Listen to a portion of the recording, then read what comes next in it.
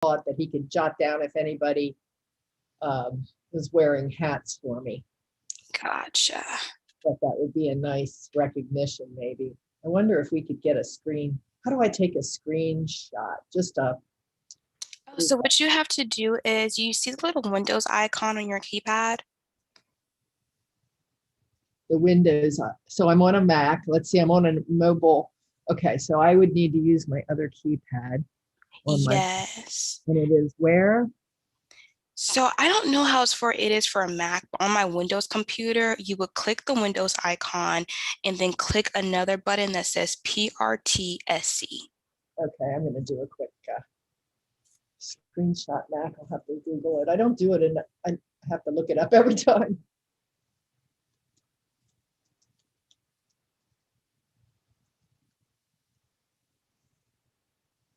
Did you get it? Yeah.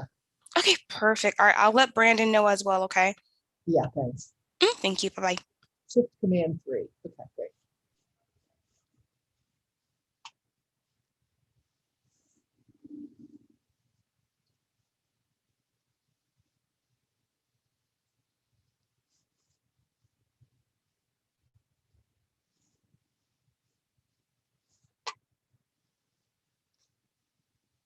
Hello.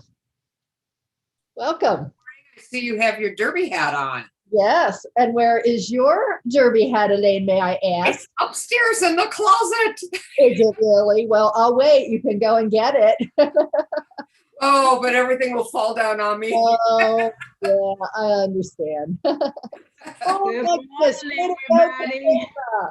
Awesome. You Oh, did now it. y'all are going to make me feel bad. Maybe I will have to go get it.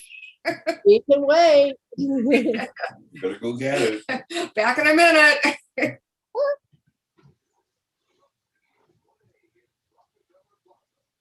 Thanks for doing this, Cassandra. Oh, and you have your beautiful lipstick on to go with it. Thank you. Great. You look great. Thank you. You have a fancy I dress. like your hat. Thank you. I like your hat. That's pretty, your hat is. Thank you. Thank you. Oh, Deb's got the hat going on. Oh, look at this. Cassandra. Look at Cassandra, and Pam wore hers too. Yeah, And I I- had to pop into this because I like watching the Derby, but I don't know. Now I have to go find a hat. Okay, hang We'll on. find a hat. All right, go and find the hat. Oh, I love that flower on there. Wow, that's awesome. Thank you. So much fun. I would get so excited about the Derby when I was a little girl. How about you guys? Did you watch it when you Me were too. younger? Yes. Yeah. Do you I watch it? told my sister I was going to the Derby today. Oh, she's, what time are you leaving? I say 11 o'clock. And so she said, well, what you wearing? I told her what I was going to wear. You know, I said, I'm just going to have on a pair of pants and a flower top and my hat and lipstick, you know. Yeah. She said, well, have fun. She said, be safe. Y'all be safe driving. I said, girl, I'm just going to the Derby on the virtual. So she thought you were going to the real thing. I was going to the real thing. Oh, look at Teresa. I like your hat, Teresa. Thank you very much. I love Teresa's hat and Velma. Is it Velma or Velma? Velma. Velma. Okay, I see a little Velma, eye there. that's pretty. Velma, great hat. Great hat. And you ladies that wear your lipstick so lovely. I always Thank feel you. like I'm dressing up. You look really great. Look at Norman. I love it. I actually have a little fan on this, when it gets too hot. Is that what that is up there? A fan. Very cool. Love all the hats. Yeah, how about the hats? How about those hats? So I think Elaine might have even run upstairs to her closet to get her hat because she felt shamed into it. So she'll be back. Well, we're going to have to tell James to show us his hat too, being that he's here. Exactly. James, I know this is, being that you're in the Kentucky Derby session, you have to wear a special hat. Sorry. Special hat. Oh, now we have Brandon. What happened here? Oh, I just made James my co-host. Yeah, what happened? There you go, Elaine. He must have gotten Elaine cold went and feet got when we her told him he hat. had to wear a hat. Okay, Brandon, same thing goes for you. If you're going to be here, you got to wear a hat. Oh, that'll scare him away. Hey, I can't make him co-host for some reason. I can make him host, but I can't make him co-host. So Brandon, I don't know what exactly, oh, maybe you were on the same. I don't know what to do about that. No, Any I thoughts? want to go where Elaine is. It looks very pretty over there. Oh, look, Elaine did get her hat and nothing fell out of the closet, did it? Oh, maybe. It wasn't where I thought it was. We'll close that later. It wasn't where you thought it was. Yeah. But I did find it. It was close. Well, welcome everybody, and thank you so much for playing along and coming to this festive Kentucky Derby pre-race celebration and prep. Hopefully this session is going to get you excited about watching the Derby if you don't watch it normally, or more excited if you do watch it. And if you're thinking about it, you might even want to put a little Derby party together at your house. It could be as simple or as complex as you want it to be. So I'm going to give you a few options today for that. But not before some fun. And Pam knows that yesterday in my Earth Day class, we had to go through some other nonsense before we actually got to the recipes, which is what everybody came for. So today we are going to do the same thing, and I'm going to share my screen so that we can talk more about Derby Day.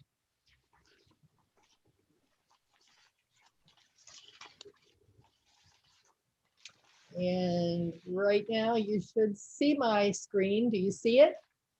Yeah. Okay, Yeah. Look at that field of horses.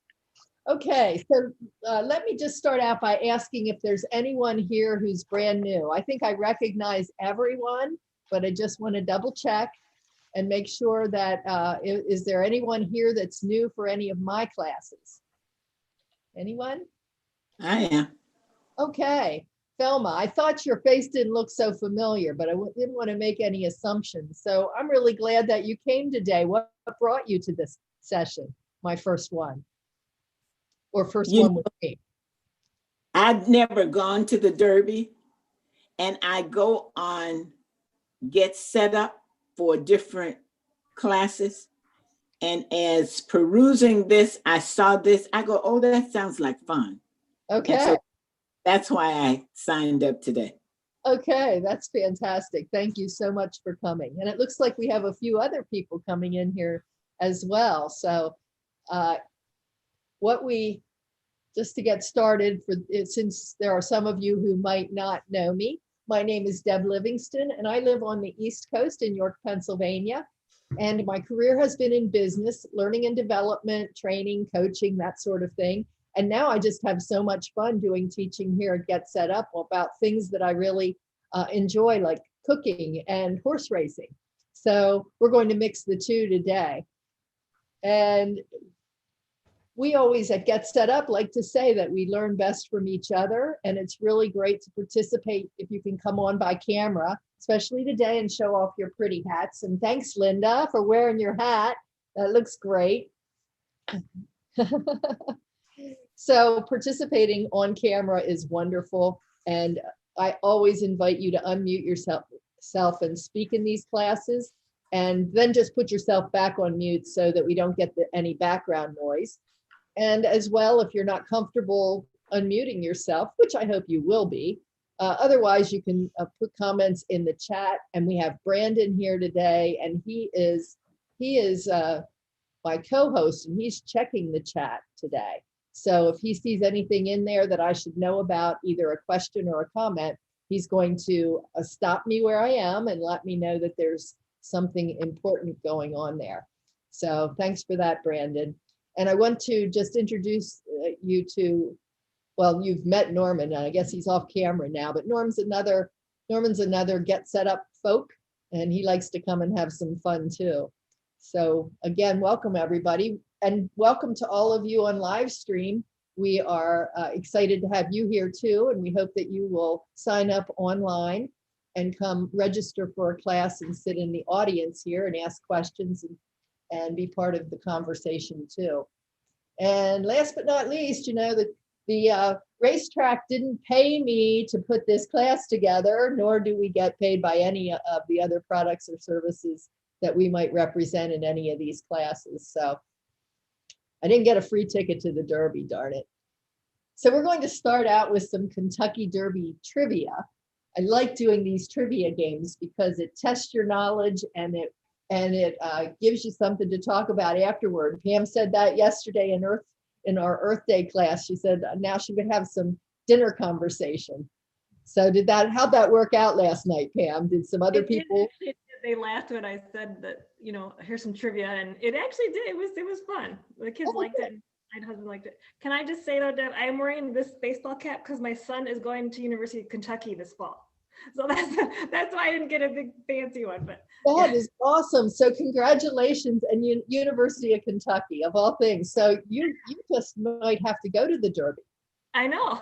I know. Part of it. You have to be part of the thing, right? Right. Anybody else have Kentucky roots or Kentucky connections?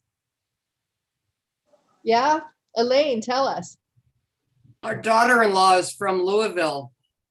Nice. Does she go to the Derby? She has been many times, but they live here in Colorado now. Okay. Oh, that's so nice though, to have had that experience. I always wanted to go, but only ever watched it on television. So we're going to do a little bit of the trivia, and then I'm just going to show you the leaderboard so you can know who's running. Of course, that changes up to the minute, and already some horses have been scratched, but we'll take a look at the one who is the favorite. And then once we get through all of our talk about the race, I'm going to share with you some quick and easy recipes. Most of them are quick and easy. There's a few that take a little more time, but recipes if you want to do a menu for Derby Day and make it special. Of course, you could always have the rest of your family wear hats. That's the price of admission. And the men wear hats as well. So if you go online, you can see some of those fun hats that the men have created as well.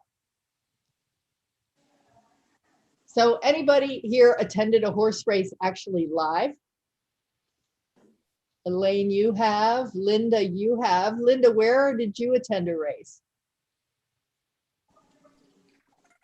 We went in California at Del Mar. Del Mar. Okay, you went to California. And Linda's trying, and Linda's microphone has trouble, so maybe she can try the chat. Who else has been to it? Jeannie. Hey, Jeannie. Yeah, Delaware Park and Brandywine Raceway, which were both in Wilmington, Delaware. And then Northville Downs in Northville, Michigan. Yeah. Hazel Park Raceway in Hazel Park, Michigan. Nice. It's a thrill, isn't it, being there in live and in person? There's so much going on. Cassandra, you've been to a race? Do you want to unmute yourself?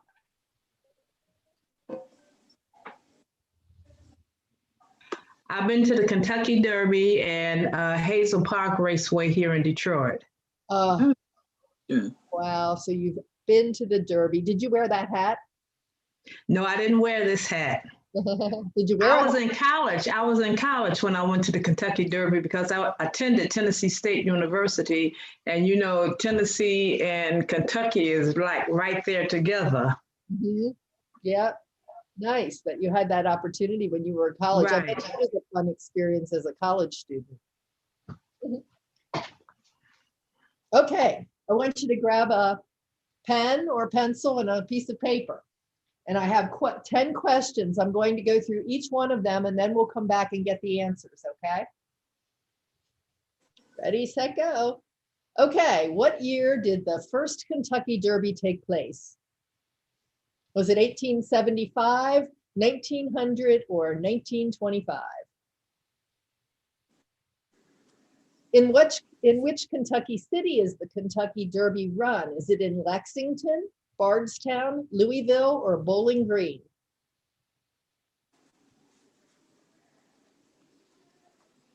And what is the name of the racetrack where the Kentucky Derby is run? Is it Suffolk Downs, Churchill Downs, or Lexington Racetrack?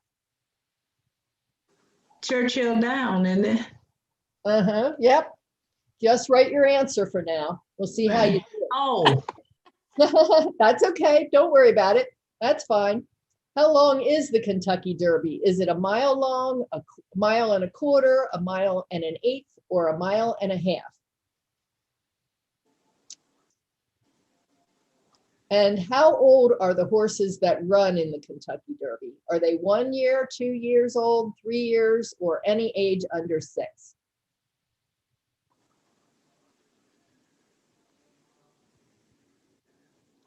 What horse holds the record for the fastest Derby time?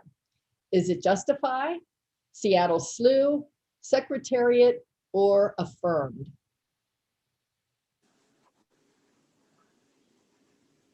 How many fillies won the Kentucky Derby in the 20th century? 6, and fillies, female horses, 6, 3, 2, or 1?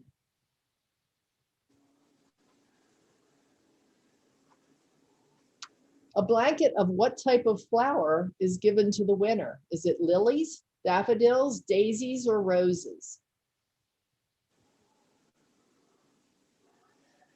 Which race is not part of the Triple Crown? The Kentucky Derby, the Belmont Stakes, or the Kentucky Oaks?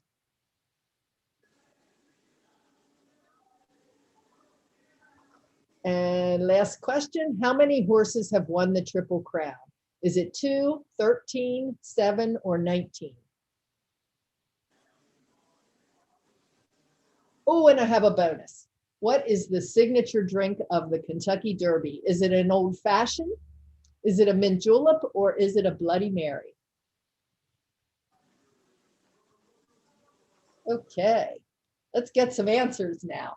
What year did the Kentucky Derby first take place?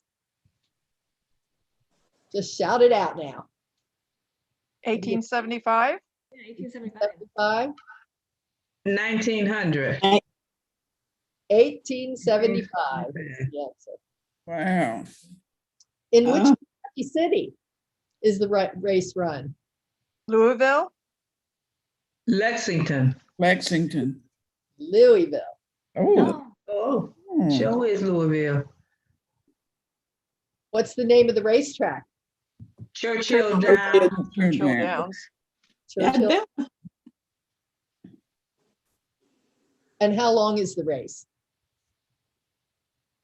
I think it's One and a half. 1.5 miles. 1.5 is the going.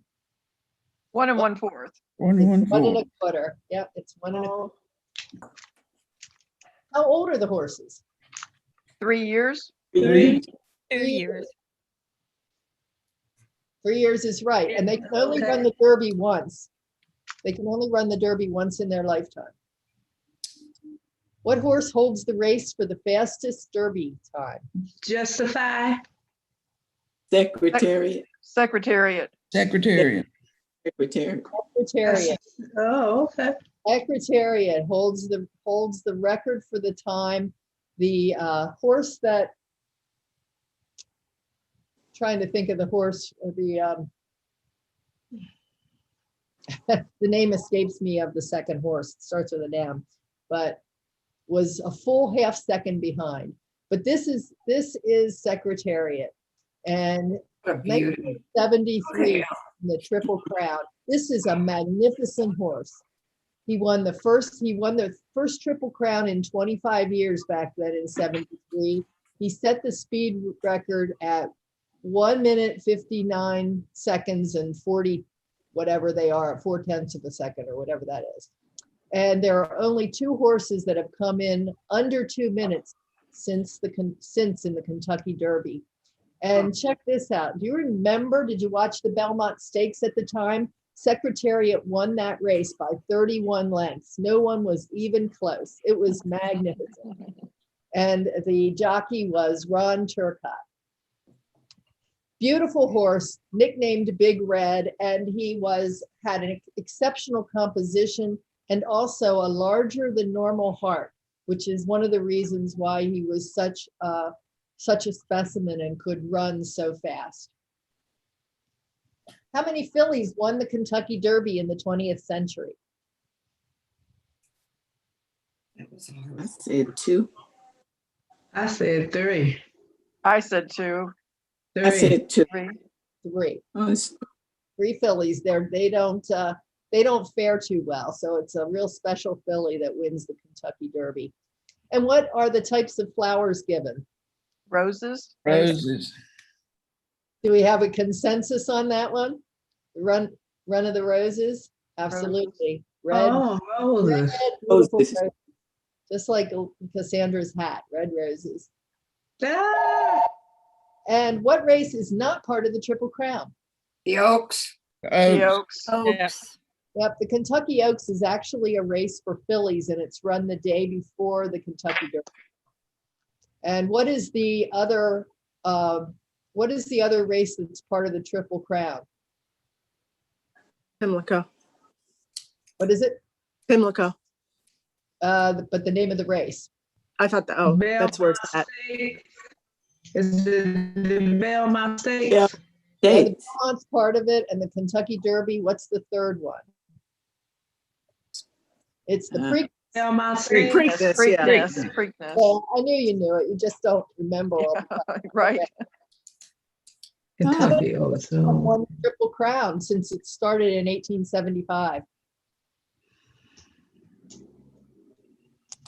Any thoughts? I guess 7. 7. 13. Oh, I was right too. Okay, and so what is the signature drink of the Derby? Mint Mint julep. julep. Woo-hoo. I've got the fixins for a mint julep over here right now. So I don't know that I've actually had one or can't remember having one that I liked. So I found a recipe. I'm going to share with you the authentic one that the racetrack puts up, and then I'm going to share one that I thought would be more palatable for me. And you can decide. I'll send you both recipes. So here's the leaderboard. This is the horse that is out as the favorite right now. It's Essential Quality is the name of this horse. And I'll just give you a little brief show of Essential Quality running the race, coming to the racetrack. And you know what I find so much fun about this is that when you watch the race, it's helpful to tune in earlier. You know, it's just like football, any kind of a sports event. If you tune in earlier, you get these human interest or horse interest stories about these horses and about the owners and the trainers, and it just makes it so fascinating. So I would say, if you get a chance, go ahead and tune into that race a little bit early and watch those horses coming to the track and learn a little bit more about them. Only 8 grays have won the Kentucky Derby. So will Essential Quality be a 9th? Will you bet on a gray horse? So that's something to think about. And this is the leaderboard. So as it stands right now, you can go on to the KentuckyDerby.com and look at the leaderboard. And really on this site, you can actually make bets as well. So here are some of the horses. Crazy names they have for these horses. And right now, Bourbonic, that's appropriate, I suppose. Midnight Bourbon, they got a theme going here. Helium, Soup and Sandwich. Now, that would be appropriate for these cooking classes, right? So let's all vote. Maybe we should all bet on Soup and Sandwich and see how I'm going to root for Soup and Sandwich. Sainthood has moved up in the ranks. The last time I checked, Sainthood was at the bottom. And right now, Starrin' in My Dreams is the lowest, or the, what do we call that? One that's in the, coming up in the rear. Not the favorite, the opposite of the favorite. What do we call that? Anybody? Long shot. The long shot. Thank you. Okay. So there we go. There we have it, all about the Derby and what's going to be happening on Derby Day. 6:57, I believe, is post time on May 1st. So getting there earlier, there is on the site a whole calendar of events and what's going to be happening on that day, so you can decide what time to tune in. So now let's take a look at some of the things that are quintessential Kentuckian dishes that would be made and could perhaps be served or have been served at the Derby. So we have something called hot browns. I mean, anybody ever hear of a hot brown? No. So hot browns were really made famous by a hotel that had Brown's Hotel or something like that. And when I looked at the original recipe for it, I nearly had a heart attack. It's almost 1,000 calories for this sandwich. So I made another version of it, which is by no means innocent or extremely healthy, but it has been improved upon. So I'm going, oops, what happened here?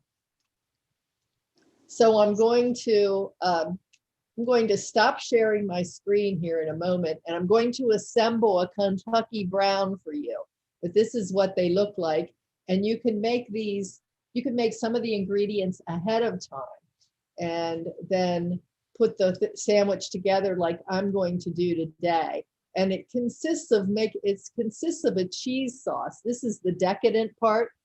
And so this cheese sauce is considerably lightened up from what they did at the hotel. And so it's a little bit better. And then we're going to, this recipe makes, I think, 16 or makes 8 sandwiches. But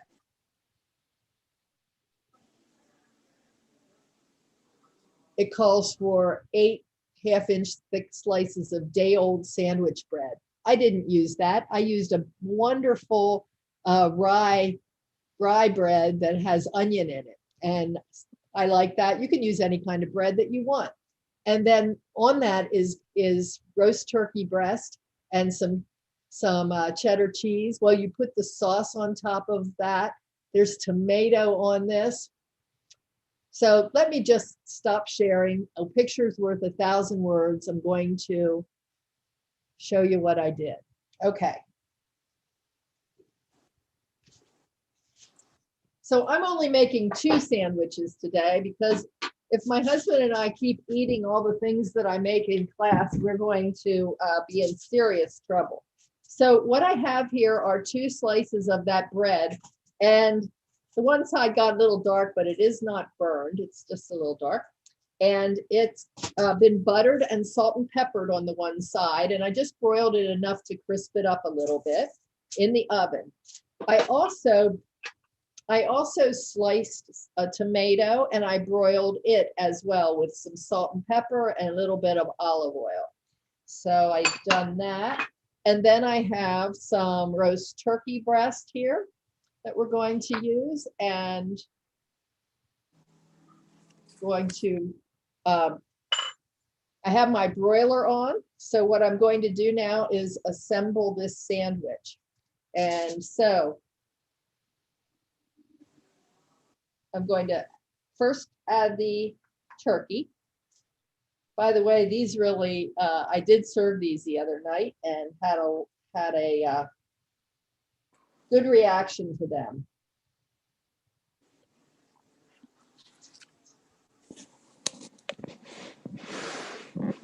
They're very hearty, so if you make these, you won't need a whole lot more. So we do the turkey and then a slice of tomato. Now these are large sandwiches, so this called for eight slices of bread, but then you can cut these in half. So it's all depends on what you would like to do. And now I made this cheese sauce, of course, ahead of time. We don't have time to do all that here. Made the cheese sauce, so it's been in the refrigerator, and I just put it in the microwave and I warmed it up a little bit. You can add a little more milk to it if you like, if you want to get it a little bit thinner. But now what I'm going to do is put a little of that sauce on top of the sandwich.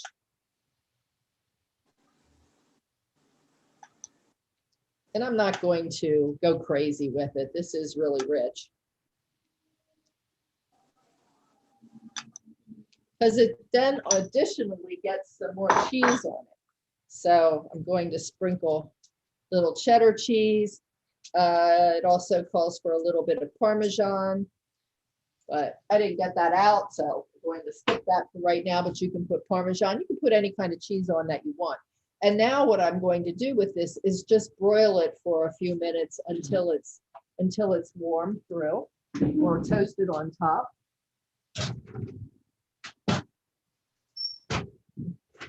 And you'll have to excuse me while I speak to my kitchen help. Alexa, could you set the timer for 2 minutes, please? 2 minutes, starting now. So Alexa's cooperating today. Does anybody here use their Alexa in their kitchen? Never All thought the of time. Okay. So you use the Alexa in your kitchen for what? What do you ask her to do? Convert measurements, time this, whatever I have in the oven or whatever. I like that she converts measurements, because today I found myself having to ask her about how many ounces were in a shot of liquor. I didn't really remember that. So she did that for me. So who's wondering what the heck is an Alexa? That's the phone. If you don't know what an Alexa is, it's this little device over here that you can have hook into your internet, and you can ask her to do a lot of different things. And we have a class on that. How do you use Alexa? What is Alexa and what do you do with Alexa? So you might be interested in checking that out sometime for something different. So that's that. And Alexa's keeping track of our sandwich. And when our sandwich comes out, we're going to top that sandwich with bacon. So how about that for a very tasty and very rich kind of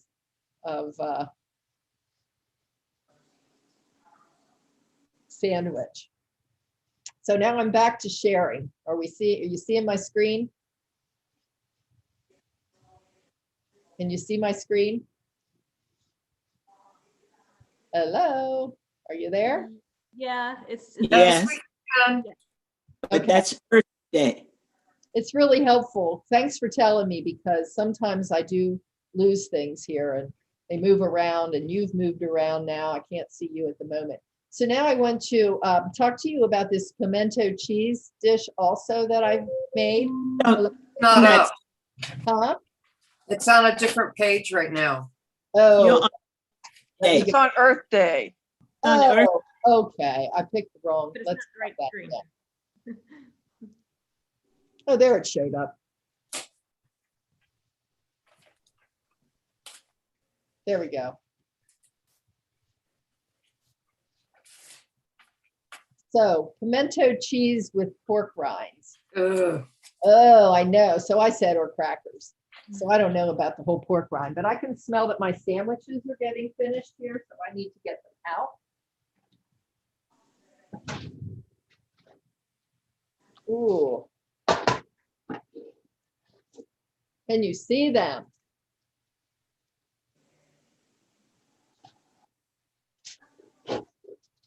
Hang on here a second.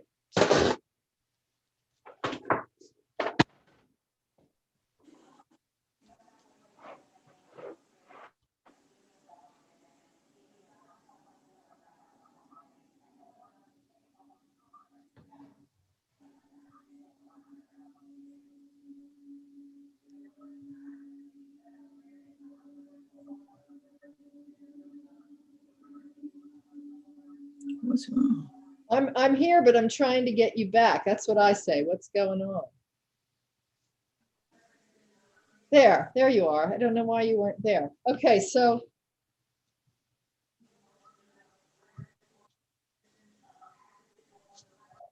now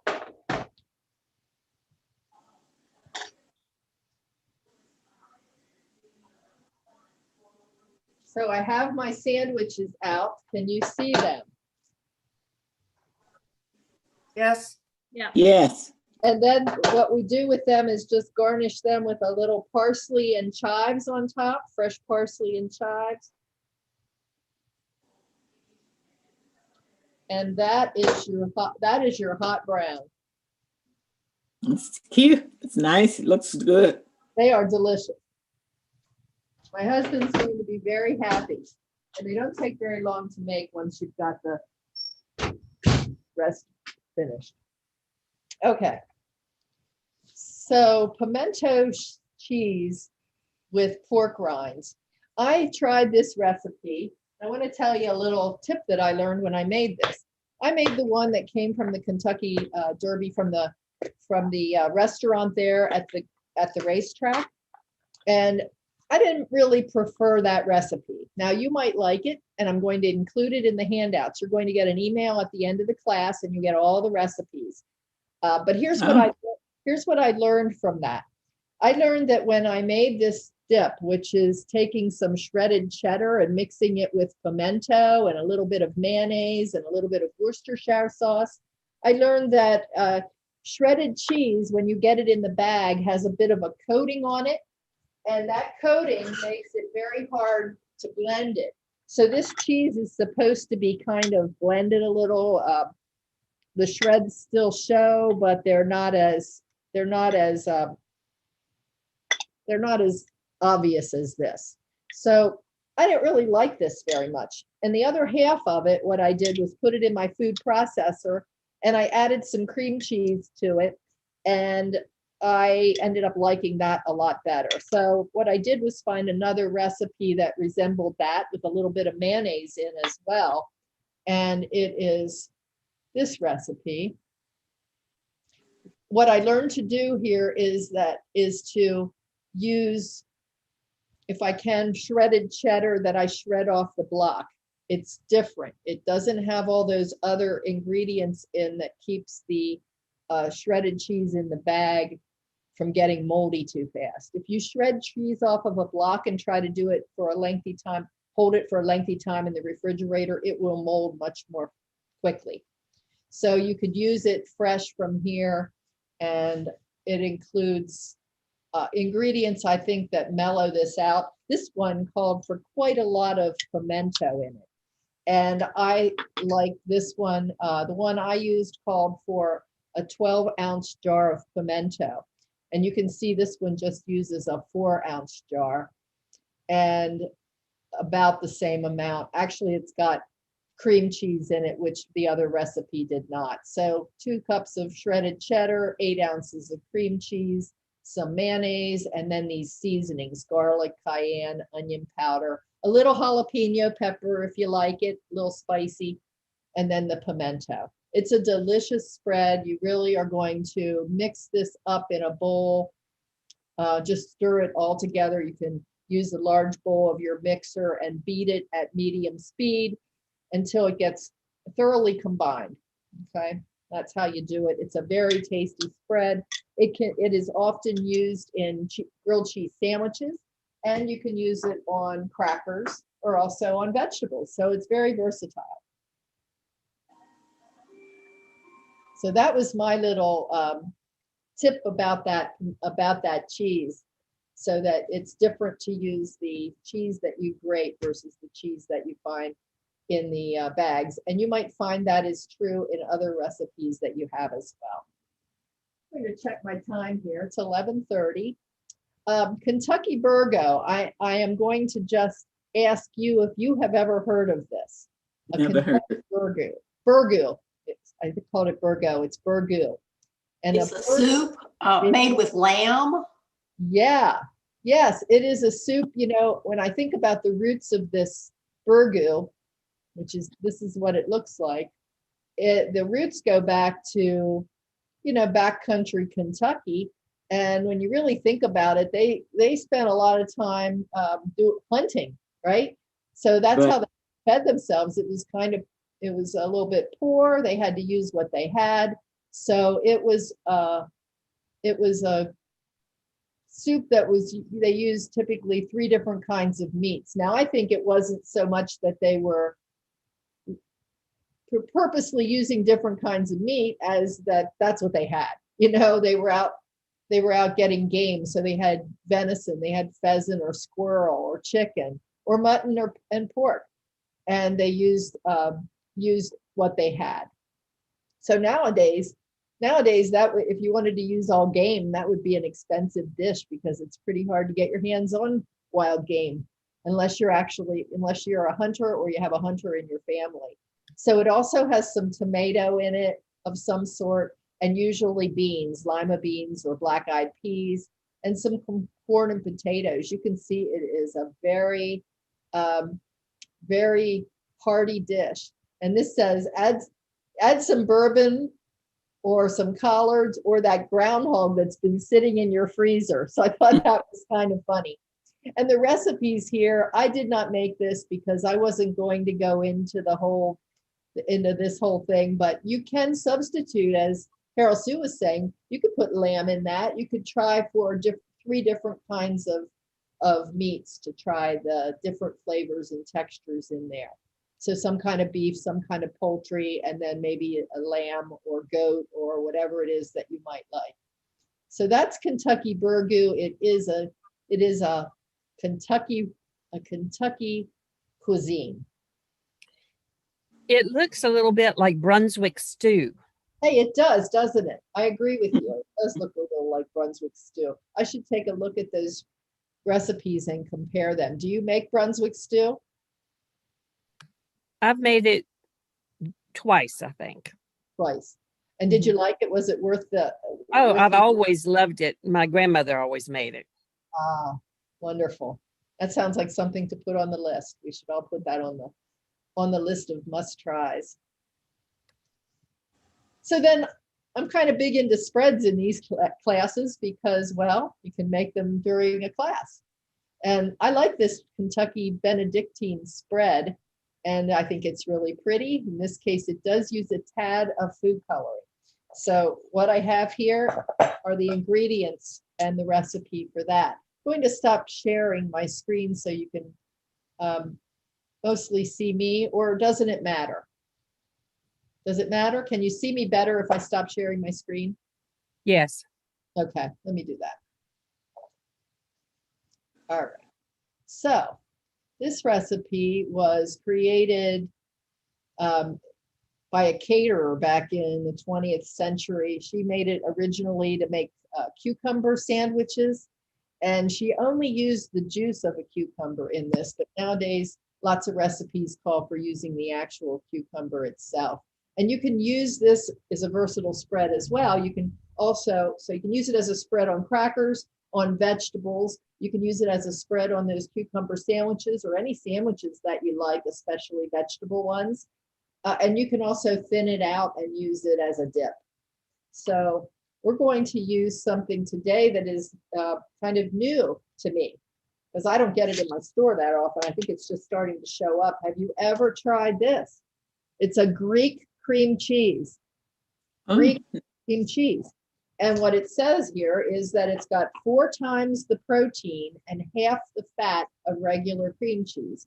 And in fact, that's what it checked out to be when I looked at it alongside my box, my container of Philadelphia full fat cream cheese. So this has 60 calories in, I think it's 2 tablespoons, 60 calories, and 2 grams of saturated fat in 2 tablespoons. So that's not bad for cream cheese. So do you buy that at a specialty store? You know, I found this at a Lidl. Do you know that name? A Lidl, L-I-D-L. No. It is a little store that's been cropping up. It's along the lines of an Aldi. So you maybe find these things at little stores like that, but also bigger stores. I live in an area where you either have to go, the grocery stores themselves are a little bit ordinary. We do have a few that are different and carry a broader range of things. And I possibly could have found it there too, but I just happened to see it, kind of got it on a whim. I was planning to make this with regular cream cheese, but then I saw this and thought, you might like to see this. So we've got the cream cheese and then a tablespoon of mayonnaise that I'm going to add in here.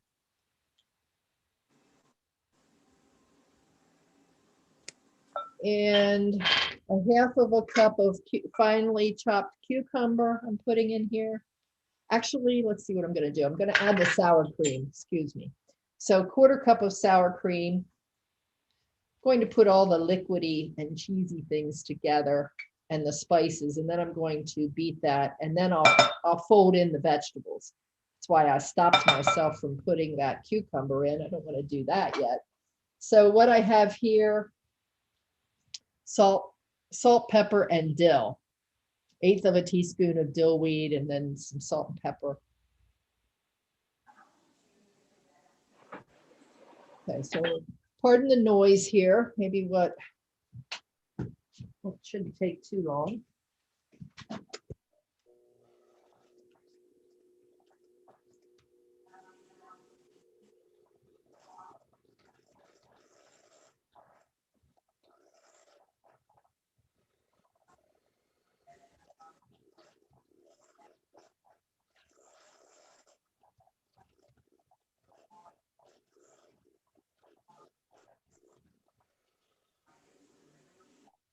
Okay, I think that'll do it.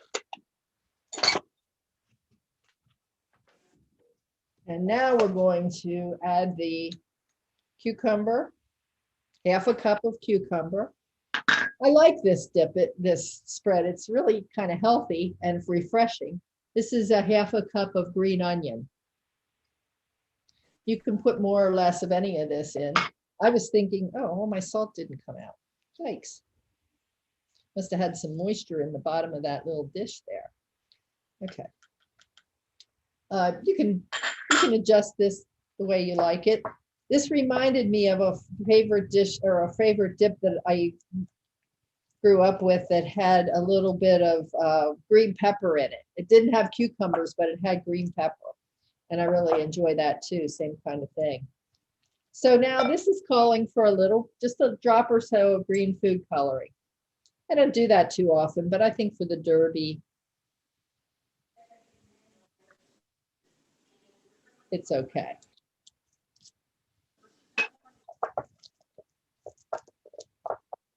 Kind of looks like mint julep.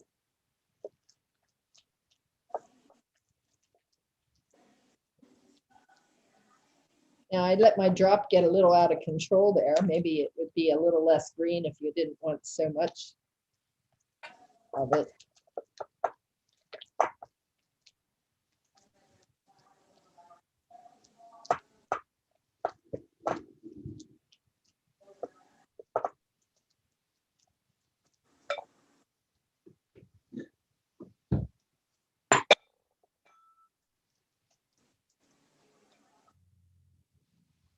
So I think serving this in a white bowl is the way to go. Because it's so pretty. And what could you garnish? Let's see, what can we put on top of that? Dill. Oh yeah, of course. That makes sense. That's right, I love dill. That's good. It's delicious. I'm glad to have that made up for the weekend. I don't think it'll hold till the Derby though, do you? Okay, so that's Benedictine spread. It's another thing that is kind of popular and Derby favorite. And I might as well just move right on to this next thing, which I think you're gonna love. Who makes bourbon balls? So bourbon balls are made with vanilla wafer, crunched up vanilla wafers, and ground pecans. And what I learned was I should be making this, make my fingers wet when I do this. So I put these in the refrigerator to get a little stiff, but I basically mixed the ground up vanilla wafers with a significant amount of ground up almonds and with some cocoa, and then mixed in bourbon and some confectioner's sugar. There's confectioner's sugar in here. Bourbon is mixed with some corn syrup and added to this as well. Now, almonds or pecans, did you say? Pecans. So here's what I'm doing. I'm just rolling these now in powdered sugar.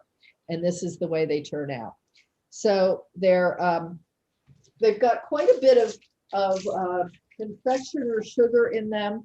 And so when I read that I was supposed to put 2 tablespoons of corn syrup in with the bourbon that I add, I added 1 before I stopped myself and said, wait, stop the madness. Maybe they're fine just the way they are. Maybe that's an awful lot of sugar, especially since I'm going to be rolling them in sugar anyway. So I'm going to just test this in front of you and tell you what I think about the batter.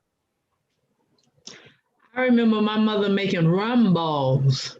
Rum balls. Mm-hmm. Yeah, yeah. Just, these are very good. They do not need that corn syrup. I wouldn't put it in.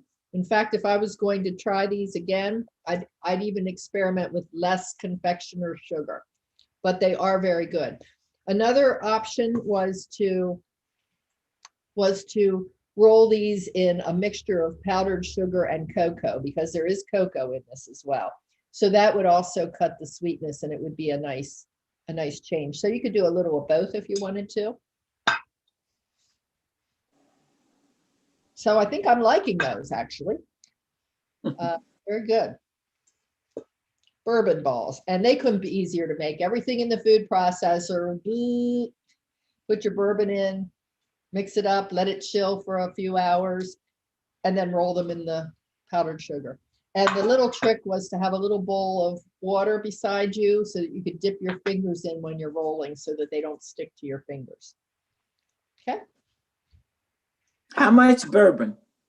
Pardon me. Oh, here. Let's take a look at let me look at the recipe. I'll read it off to you instead of sharing the screen. You will get all of this afterward. So it doesn't have that much in it. It's a 1/4 cup of bourbon for the whole recipe. Just enough to give it a little bit of flavor.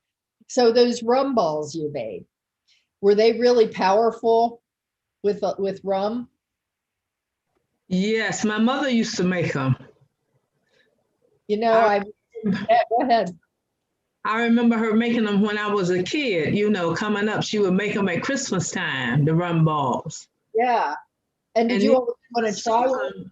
Then, once she made them, and she would let them sit for maybe about a couple of days or something, and then she would soak it with some more rum, Oh my goodness.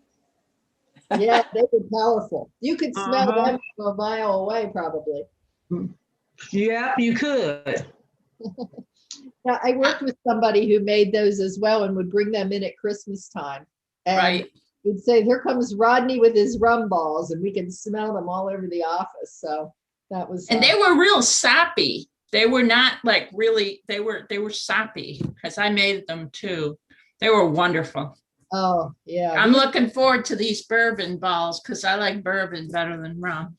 Yeah, these are not soppy. And this dough, one of the things I do differently, I was in a little bit of a hurry this morning, is I would have covered this before putting it in the refrigerator because the dough did get a little stiff, a little dry. So what remedies that is just the water on your hands. It'll all come back together again. But yeah, you might want to cover that. So they were a nice hit, and I'll be making those up after the class. So now I'm going to finish off the class here with my mint julep. So there are lots of mint julep recipes out there, and I am not a hard liquor fan. So I was looking for some variation. I'm giving you a real potent one on the email, and I'm giving you this version too. So I'm just going to pour out that extra water. I've had ice in here for a while. I made some simple syrup today, and I made it out of a sugar substitute, which you can do. And so I made it, it's 1-to-1. When you make a simple syrup on the stove, what you do is put in, let's say we're using regular sugar. You would put a cup of sugar to a cup of water, bring it to a boil. I mean, make sure you whisk it all until it's dissolved, then bring it to a boil, and then set it off the stove. I infused this with mint. So when you are finished boiling it, you put the mint in, put a lid on, put it off the stove, and let it simmer, let it sit for a while until it's infused, and then drain it. That's why it's got a little color to it, because there's little mint extract in there. And then you can chill this. Theoretically, this should be really chilled, but I didn't have time for that, so it's not chilled. And this particular recipe calls for a 1/4 cup of this. You can see why I used a sugar substitute. I didn't want all that sugar.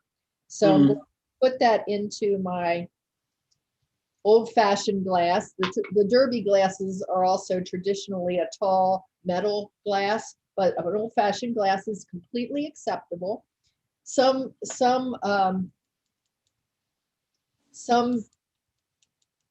drinks, mint juleps, some mint juleps, you'd think I was drinking mint juleps. Some mint juleps you muddle before you do it, and then you add your simple syrup. But I did the simple syrup with the mint, so I didn't muddle the mint leaves. So it's all what you like. And then this is a 1/4 cup, otherwise translated into about 1.5 ounces, according to Alexa, of bourbon, which is whew.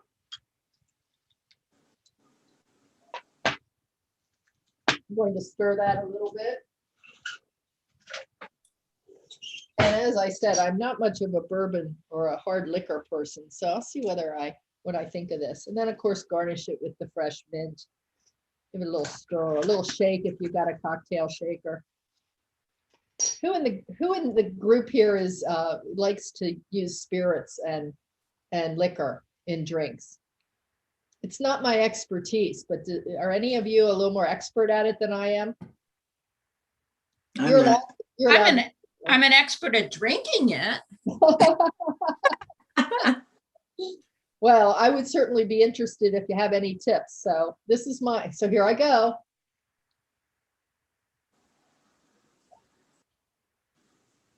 Oh yeah, I could sip that. That's not too bad.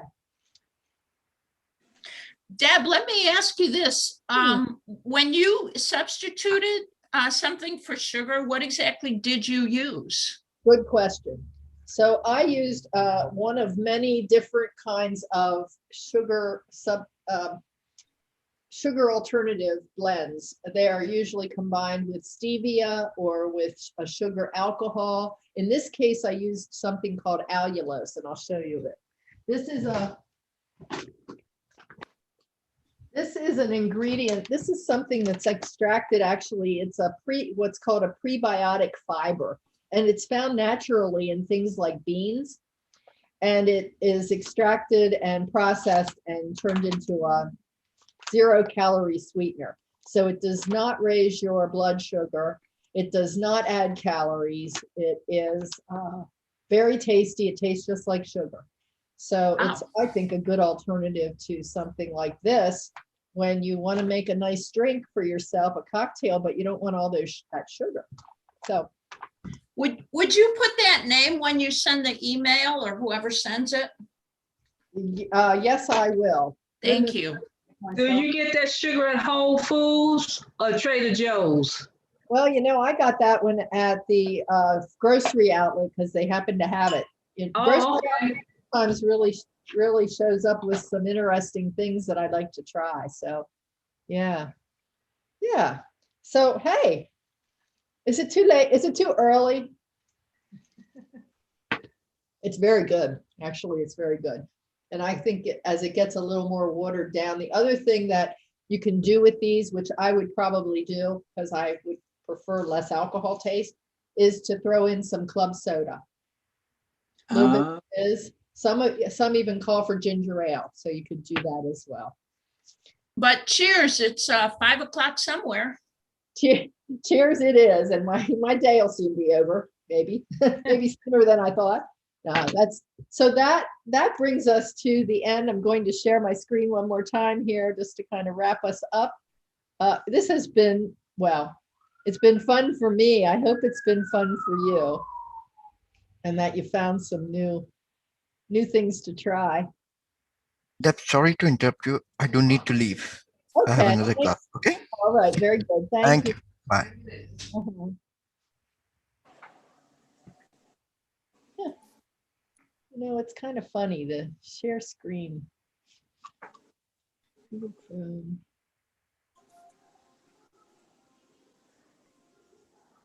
Well, let's just try this. Okay. Are you seeing the recipe here? Yes. Okay. Yes. And can you see my slides now? Can you see my Slide now. Yep. Okay, good. So what's going to be on your party menu? Great hat, Rose. Do you have a I recipe for derby brown. pie? Or Oh, oats I pie? should have. I don't have a recipe for derby pie. I should have. I'm sorry. That would have been a great idea.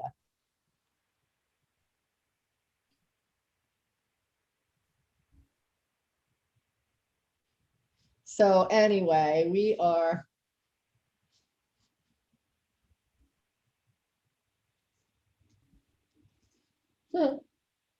Oh. I have clearly lost control of my slides. Well, at any rate, I want to thank you all for coming, and I will be sending the recipes out that I do have, so you'll get those in the email along with some of those take twos that I was telling you about. I hope that you will invite friends to come to more classes that we have. We have so many neat ones coming up in the next month. I'm going to be doing a spotlight on certain ingredients like quinoa, and then in May, things like spinach and so on. And we have a class in photography, and we would love to have you join for these classes, then make something and take picture of your creation. So what I am going to do, I'm going to put my email address down here. This is an email address for some other. Geez. Can't see it. There, wait a second.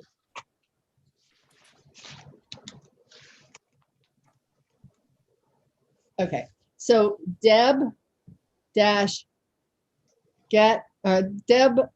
guide at getsetup.io. And here's what I'd really like it if you did. Send us a favorite recipe that you have, or a favorite family recipe, maybe that was handed down. We would really appreciate having that from you and would love to get in contact with you about it. So just use that email address, debtheguide@getsetup.io, and send us a favorite recipe or a favorite family recipe. And you can even tell us a little bit about it if you want to do that. And that would be great. That's the best thing for us. We want to have all of you really engaged. As I said in the beginning, we all learn together and we share these things, and this just makes it so much better. So thank you. Thank you. Thank you. Derby, and let me know if you make any of these recipes. And thanks for wearing your hat. This was fun. This was fun. Thank It was you.